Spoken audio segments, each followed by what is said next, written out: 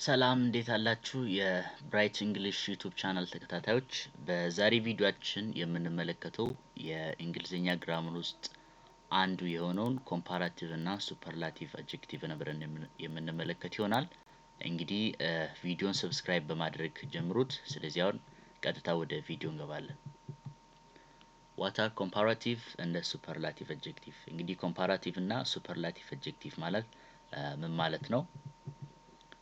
They are words we use to compare things. እንግዲህ ሁለታቸው ቃላቶች ሲሆኑ ነገሮችን ለማነጻጸር የምንጠቀምባቸው ሁለት የእንግሊዘኛ ግራመር ክፍሎች ናቸው። Comparative compares two people, animals or things ነው። ይህ ማለት ነው ሁለት ሰዎችን እንስሳትን ወይ ደግሞ ነገሮችን ያወዳድራል። ብዙውን ጊዜ ከቅጽል በፊት ሞር የሚል ቃል ወይ ደግሞ ተጨማሪ የሚል ቃል እንዲሁም ደግሞ ኢአር እንጠቀማለን።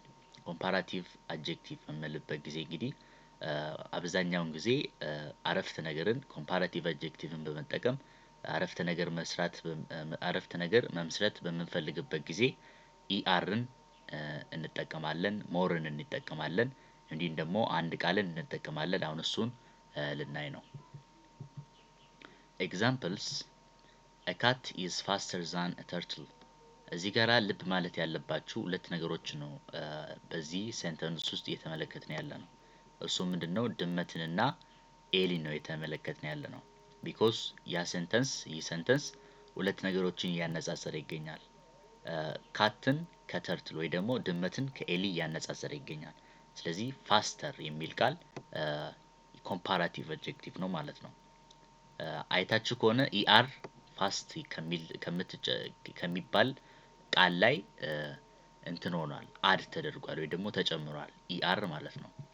በሁለተኛ ኤግዛምፕል ላይ ደግሞ my bag is heavier than yours, ቦርሳዬ ካንተ የበለጠ ከባድ ነው ብለን በእንግሊዘኛ ማውራት በምንፈልግበት ጊዜ ሄቪ ልንል አንችልም። ሄቪ ልንል ለምንድነው ያልቻልነው? ቢኮዝ ኢአርን አንጨምርም ከሆነ እኛ ሁለት ነገሮችን እያወዳደርን አይደለንም ማለት ነው።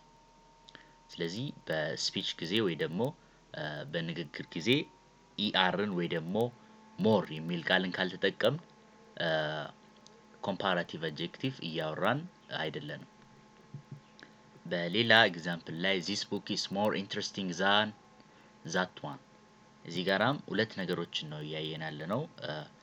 ሁለት ነገሮችን እያየን እንገኛለን። እሱ ምንድነው? ሁለት መጽሐፎችን እያየን እንገኛለን። እሱም እንግዲህ ምንድነው? እያነጻጸርናቸው ነው። ምንን በመጠቀም? ሞር የሚል ቃልን በመጠቀም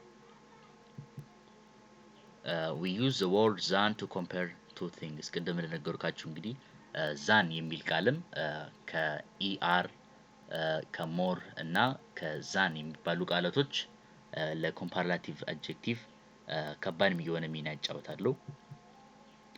እንግዲህ ዛን የሚል ቃልን ኮምፓራቲቭ አድጀክቲቭ ውስጥ ሁለት ነገሮችን ለማነጻጸር የምንጠቀምበት የኮምፓራቲቭ አድጀክቲቭ ቃል ነው።